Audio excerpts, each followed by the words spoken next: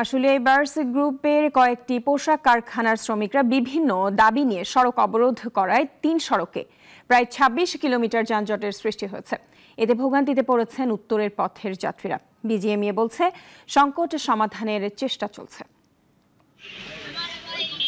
আশুলিয়ায় burst গ্রুপের ৫ কারখানায় ৭,০০০ শ্রমিক, কিন্তু কয়েক মাস ধরেই কাজ নেই কারখানাটিতে। চলছিল লোকসান দিয়ে, বেতন পাচ্ছিলেন না শ্রমিকরা।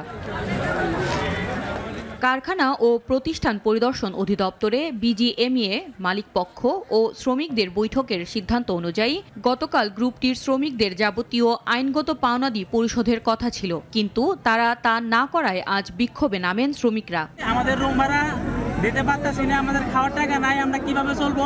আমরা ভালো করে অনেক কিছু করলাম, ফ্যাক্টরিতে ডিউটি করলাম, তার জন্য আমাদের বিনিময়ে এই কষ্টটা করা কি উচিত? আমাদের কাজ কিন্তু তারা বুঝাই নিছে, কেন প্রোডাকশন কম হচ্ছে এই জবাব তাদেরকে আমাদের দিতে হচ্ছে, কিন্তু আমাদের আজকে টাকা দিচ্ছে না, এই জবাব কে দিবে?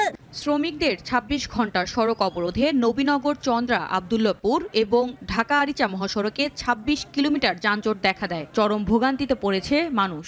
কালকে ৮টা থেকে এই জায়গায় বসা ভাই, খাবার দাবারের সমস্যা, আর মনে করেন যে পায়খানা পেটসাব এগুলার সমস্যা।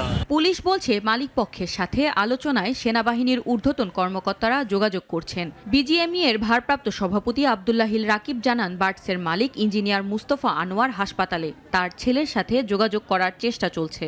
আমরা মালিকের সাথে যোগাযোগ করতেছি, মালিক মেয়ে হসপিটালাইজ, ওনার মেয়ে তার সাথে আসেন, তার যে ছেলে সাদাত তাকে আমরা খুঁজে পাচ্ছি না, সে গতকালকে থেকে ফোন বন্ধ করে বসে আছে, তো তাকেই আমরা খুঁজে বের করলে আমরা হয়তো বা একটা ডেট কমিশন নিতে পারবো। আশুলিয়ায় শিল্পাঞ্চলে আজ অধিকাংশ পোশাক কারখানায় খোলা ছিল। কয়েকটি খারাপ কারখানার কারণেই অস্থিরতা ছড়াচ্ছে এই অঞ্চলে, মনে করেন সংশ্লিষ্টরা। সুরাইয়া আক্তার, নাগরিক। ২৫০টিরও বেশি ডিজাইন অপশন নিয়ে ওয়ালটন স্মার্ট ফ্রিজ, বোঝে আপনার প্রয়োজন।